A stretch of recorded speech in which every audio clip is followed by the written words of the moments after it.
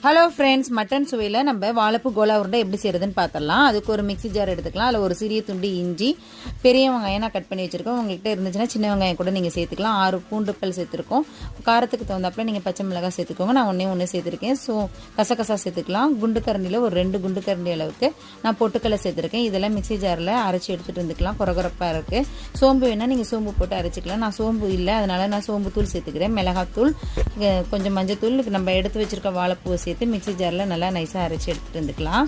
உப்பு சேர்த்துக்கலாம். இப்போ கொஞ்சம் கொரகொரப்பாக இருக்குது. இது ஒரு பவுலில் எடுத்து வச்சுக்கலாம். கொஞ்சமாக கொத்தமல்லி, கருவேப்பிலை சேர்த்து இதோட மிக்ஸ் பண்ணி வச்சுக்குவோம். இப்போ நம்ம கோலாவும் நல்லா உருட்டி வச்சாச்சு. எண்ணெய் காஞ்சோடனே நம்ம அப்படியே திருப்பி விட்டு நல்லா முறுமுறுன்னு 2 சைடும் திருப்பி விட்டு எடுத்தோம்னா நமக்கு ஒரு சூப்பரான கோலா உருண்டை ரெடி ஆயிடுச்சு. வாழைப்பூ கோலா உருண்டை.